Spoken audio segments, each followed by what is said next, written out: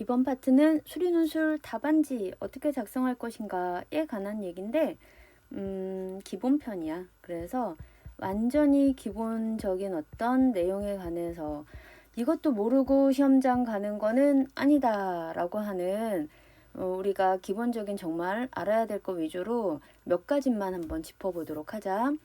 자, 그래서 지금 정리할 거가 수리논술 자, 수리논술 답안지를 어떻게 작성할 것인가에 관한 얘기. 우리가 굉장히 답안지 종류가 사실은 학교마다 너무 다양해서 도대체 뭘 어떻게 해야 될지 모를 만큼 되게 복잡하거든.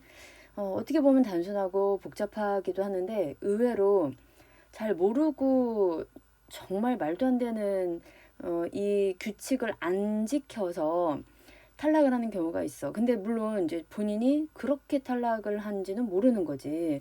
가장 기본적인 거, 그래서 각 학교별로에 관한 얘기를 좀 하자면 이런 식으로 우리가 정리를 한번 해볼게. 자, 첫 번째는 예를 들면 우리 가장 기본적인 거가 필기구에 관한 얘기야. 그래서 필기구 같은 경우에는 어떤 애들이냐면 한 가지 종류로만 써야 돼. 한 가지 종류. 당연히 색도 동일하겠지. 그러니까 예를 들어서 연필로 작성을 했어. 까망이야. 볼펜으로 중간에 까망으로 했어. 다른 까망이야. 그지? 그걸 같다라고 얘기를 하면 돼. 그러니까 예를 들어서 얘 좀 특이한데? 그 채점자가 만약에 약속을 해서 짜서 부정행위로 할 수 있다라고 의심을 받을 수 있는 모든 행위를 안 한다라고 생각을 하면 돼, 우리가. 그래서 한 가지 종류여야 된다. 그 다음에 어떤 학교별로, 대학별로 간혹 가다가는 더, 필기구 조건들이 있어. 그래서 간혹 볼펜 작성을 꼭 해야 된다. 그러니까 연필이랑 볼펜 둘 중에 하나가 가능해 라고 하는 경우도 있지만 볼펜으로만 작성해 라고 하는 경우도 있단 말이야. 그래서 볼펜 작성하는 경우가 있는지 확인해 볼 필요가 있는데 기본적으로 우리가 제일 좀 많이 알고 있는 볼펜 작성하는 대학은 일단은 경희대, 그 다음에 아주대, 뭐 이렇게 좀 과기대라든가 이렇게 몇 군데가 있는데 요즘에는 점차 조금 늘어나는 분위기도 하고 작년까지 연필이었는데 이런데 갑자기 올해부터는 볼펜이야 이럴 수도 있기 때문에 항상 주의사항 잘 봐야 된다. 그 다음에 볼펜 작성을 하는 경우에는 혹시 수정 테이프가 가능한 건지 이것도 사용이 가능한 건지 이것 확인을 해봐야 돼. 왜냐하면 예를 들어서 연대 같은 경우에는 볼펜을 작성해도 되고 연필로 해도 돼. 그런데 볼펜을 작년 기준인가 22학년도 기준으로 보자면 볼펜 작성해도 괜찮은데 그 볼펜 작성을 할 때 수정 테이프 가능해 이렇게 얘기했단 말이야. 근데 경희대 같은 경우는 볼펜으로 작성하지 마라. 아니 볼펜으로 작성해라. 근데 수정 테이프 안 된다. 라고 하면서 어떻게 했냐면 이 틀린 여기 만약에 수정을 해야 될 일이 있다. 얘를 틀렸어. 그러면 두 줄 그어서 수정을 해라. 그래서 두 줄 긋기로 수정을 해라 라는 경우가 있기 때문에 이런 것도 확인을 해봐야 된단 말이에요. 그래서 각 학교별로 약간씩은 조금 다르다라는 거. 그거 잘 확인하시고 그 다음에 왜 이거를 안 지키는지 모르겠지만 정말 다방 공간이 있어. 그래서 다방 공간 안에 작성. 자, 이거를 모르는 사람은 없어. 왜냐면 이런 식으로 뭔가 답안을 할 때 이렇게 나눠져 있기도 하고 그래서 여기다 써서 일단 바깥쪽에 이런 식으로 테두리가 있단 말이야. 근데 쓰다 보면 우리가 수식이 길어지고 어쩌고저쩌고 하면 이렇게 조금씩 나갈 수가 있잖아. 근데 이거 안 된다고. 그러니까 답안 공간에 작성하는 건 너무 당연해 라고 머리는 알아. 하지만 직접 작성하다 보면 삐져나간다니까. 그러니까 그 평소 공부를 할 때 답안 작성 연습할 때 안에 칸 지켜서 해야 된다라는 거를 좀 알아두시고 그 다음에 이런 건 다 지켰는데 완전 이상한 거 한 게 있지. 뭐냐면 완전 이 답안지가 무슨 수학 연습장인 것처럼 쓰는 거. 그러니까 수식만 나열하는 거 하면 안 되거든. 근데 수식만 나열을 하는 거야. 그래서 뭐 뭔가 이거는 계산도 되게 열심히 어딘가에 끄적끄적끄적 뭐 23 곱하기 14가 어쩌고저쩌고 외계다 해놓고서 답은 뭐라고 쓰고 이거 되게 더러워 보이지 되게 열심히 한 티 나지 않아.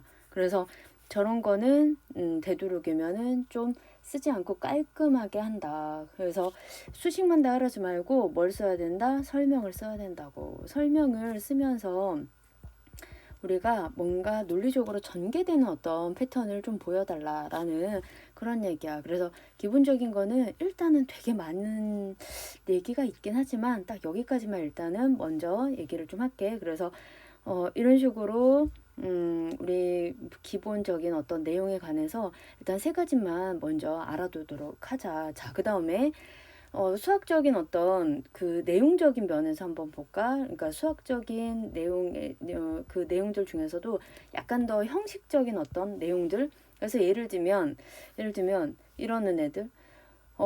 니네들이 수학 기호를 쓰다 보면 수식 기호, 수학 기호들이 있어. 그다음에 뭐 수식이라든가 수학 기호 이런 애들을 갖다가 대충 쓰는 사람들이 있어. 그래서 이거를 정확하게 다 쓰도록. 그러니까 예를 들면 니네들이 제일 많이 하는 게 리미트, 로그 좀 하지 말자 이런 거. 그래서 이런 식으로 뭔가 기호를 자기 맘대로 쓰는 거는 하지 않도록. 리미트 이렇게 쓴다고 해서 시간이 되게 모자르진 않아. 그 수능 공부하다가 너무 시간 모자라서 맨날 이렇게 썼는데요. 그러니까 공부를 왜 이렇게 덜 했어? 공부를 덜 해서 이렇게 써야지만 시간이 줄어든다라고 착각을 하는 거야. 이렇게 써도 풀 수 있는 건 다 풀어. 공부하자. 공부해야지. 이걸 갖다가 이 말도 안 되는 걸 자꾸 줄이게 되면 수식 기호를 정확하게 이해하는데 방해가 되기 시작해. 모든 수학 기호는 헝클어트리는 거 아니다. 그래서 수학 기호는 되도록이면 정확하게 꼭 리미트라든가 로그라든가 ln이라든가 ln은 별로 안 그러기는 한데 꼭 로그를 쓸 때 이상하게 쓰더라. 제일 많이 이상하게 하는 거가 리미트야. 그래서 이런 거 정확하게 쓰는 거 연습을 좀 하시고 그 다음에 되게 많이 이상한 거를 하는 거 중에 하나가 뭐냐면 얘네들 화살표 되게 좋아하더라고. 그래서 화살표를 조금 안 썼으면 하는 생각이 들어서 되도록 사용하지 않게. 자, 이게 사용을 화살표를 쓰지 말아라고는 안 해. 사용하지 말아라고 규칙은 없는데 되게 신기한 게 뭐냐면 화살표를 자꾸 사용을 하지 않으면은 이렇게 뭐 하다가 이걸 갖다 여기에다가 테이프 이런 식으로 쓰고 얘를 갖다 뭐 하자라고 해서 이거는 말이지 이런 식으로 뭘 화살표를 쭉 뭔가 하잖아. 그러면 이게 왜 사용하는지를 가만히 보면은 이제 연결고리야. 연결사 같은 거. 근데 그 연결사를 말로 안 하는 거지. 그러니까 기호를 띡띡띡띡 띡띡. 그래, 이거는 말을 정확하게 다 서술을 할 수 있는 사람이 정말 간단하게 그냥 본인이 정리할 때나 쓰는 기호지 화살표를 함부로 쓰기 시작을 하잖아. 그러면 어떤 게 되냐면 설명을 못 하게 돼. 아까 뭐라 그랬어? 아까 위에서 자 설명 꼭 하기 이런 거죠. 이게 능력이 떨어진다니까. 그래서 나중에는 답안지가 점점 뭉개지기 시작하면서 정말 못 쓴 답안지가 나오기 시작을 해. 그래서 처음에는 잘 쓰는 줄 알았다가 점점 이상해지고 논리적인 흐름까지도 안 맞는 경우 되게 많아. 그리고 그 개요를 안 짜고 그냥 막 생각하고 즉흥적이기 때문에 이게 굉장히 답안지 쓰다 보면 이 사람 굉장히 체계적인 사람은 아닌데 논리적이지 않아. 이런 느낌이 굉장히 강하게 되는 되게 급해 보여. 그래서 되도록이면 사용하지 않게 설명을 좀 잘 한번 서술, 설명, 그 다음에 연결사 같은 거 있지. 그래서 국어 공부 좀 하자. 그래서 이런 걸로 정확하게 표현을 좀 하는 걸로. 자, 그 다음에 기호들만 잘못 쓰는 게 아니라 자 그림이나 그래프를 굉장히 대충 해. 그러니까 나는 좀 그랬어요.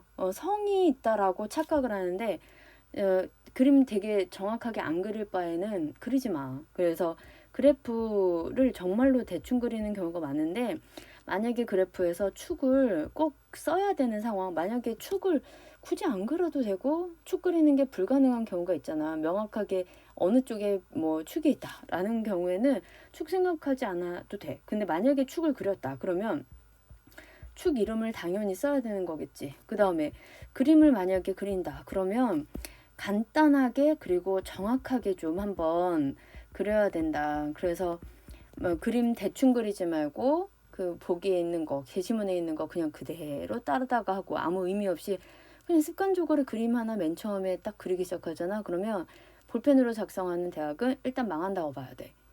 보자마자 그냥 답안지에다 무턱대고 그림 먼저 그릴 거잖아. 그러면은 일단 그 그림이 쓰이는지 안 쓰이는지 이걸 답안지에 그리는 게 효과적인지 이것도 생각 없이 막 쓴 거잖아. 그러는 습관은 굉장히 답안지 쓸 때 안 좋다. 그러니까 문제 풀 때는 자유롭게 하되 답안지에다가 어느 정도까지 해야 될지 생각을 좀 해봐야 된다는 소리야. 그 다음에 그림 그릴 때 스케치 하지 말자. 스케치 미술이 아니잖아.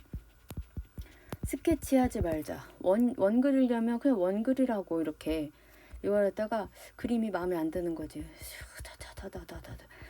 그림 그려? 진짜로? 연필로? 이렇게 해서 와 이렇게 와 되게 더러운 거 알지 지금? 그래서 이런 식으로 스케치하지 않도록. 그래서 선을 원을 그렸는데 원이 똑바르지 않아요. 직선 그렸는데 직선이 똑바르지 않아요.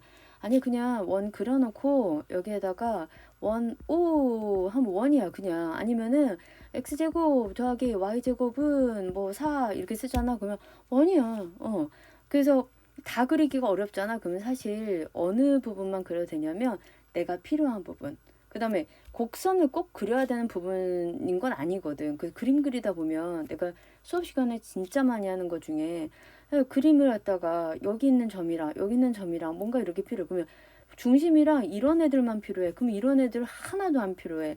그러면 여기에서 이 부채꼴만 따와도 된다는 소리지. 가끔은 부채꼴도 안 필요하고 진짜 삼각형밖에 안 필요한 경우도 있어. 그러면 곡선 안 그리는 거지.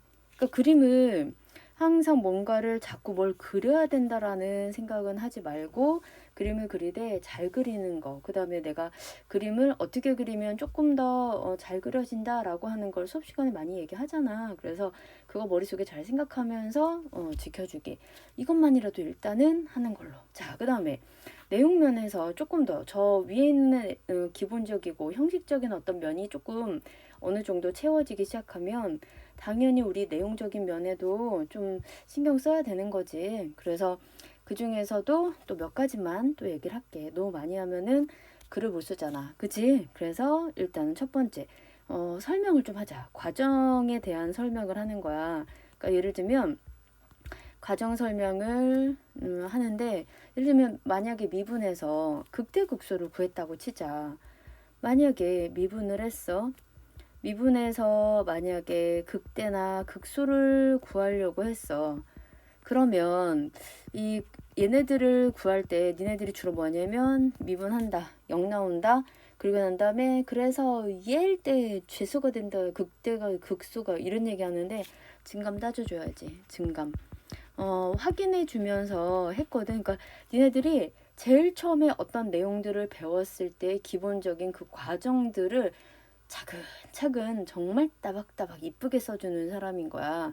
그게 이제 답안지에서 우리가 필요로 하는 거다. 그러니까 예를 들면 이 사람이 기계적으로 계산만 생각 없이 막 했나 아니면 이 사람은 지금 어떤 과정에 지금 하고 있는 건지를 정확하게 본인이 알고 이해하면서 남한테 설명까지 해주면서 지금 잘하는지 이런 게 궁금하지 않겠어? 그래서 이런 것도 한번 확인을 좀 해주시고 그 다음에 내용을 쓰다 보면 변수도 좀 써야 되고 우리가 뭔가 내용을 설명하다 보면은 이제 막 이걸 X라고 하자 아니면 이거를 T라고 하자 뭐 이렇게 치환도 많이 한단 말이야. 그러다 보면 변수를 좀 정의를 해야 되는데 변수를 새롭게 쓸 때는 변수 정의를 정확하게 좀 해달라라는 소리야. 그러니까 그냥 우리가 습관적으로 쓰듯이 막 쓰지 말고 그 다음에 뭐 그림에다가 표시했는데요. 아니야. 그림에서 표시는 충분하지 않아. 그냥 그거는 없어도 설명이 돼야 되는 상황이라서 그림에다가 표시한 거 말고 직접 다 써달라는 소리야. 그래서 이런 거 잘 확인. 그리고 문제 조건들을 감아보면은 니네들이 그냥 막 풀고 싶은 자유롭게 어떤 이런 방법 저런 방법을 써도 될 때도 있어. 그런데 어떨 때는 뭐뭐뭐를 이용하여 라는 말이 있어. 그래서 이런 말이 있으면은 꼭 조건을 잘 지켜서 잘 확인해서 쓰기를 해달라는 소리야. 예를 들면은 수학적 기납법을 이용해서 증명을 해라 라고 하면 꼭 수학적 기납법을 해야 돼. 그 얘기 뭐야? 수학적 기납법을 말고 딴 걸로 하면은 다 틀리게 하겠다 라고 하는 엄청난 말이거든. 근데 그거 갖다가 대충 들으면은 안 된다는 소리지. 그래서 이런 거 조금 주의해서 니네들이 쓰면 된다. 그러니까 답안 작성할 때 물론 이거보다 내용이 개개인별로 정말 많은 케이스가 있겠지. 근데 여기 있는 것만 그래도 조금씩 좀 주의하려고 노력을 하면 내가 말하고자 하는 게 지금 전체적으로 무슨 내용인지는 알지 않을까? 예를 들면 지금 전체적인 그 내용들이 뭔지를 한번 요약 비슷하게 한번 해보면 딱 이거야. 충분히 문제를 한번 이해를 하고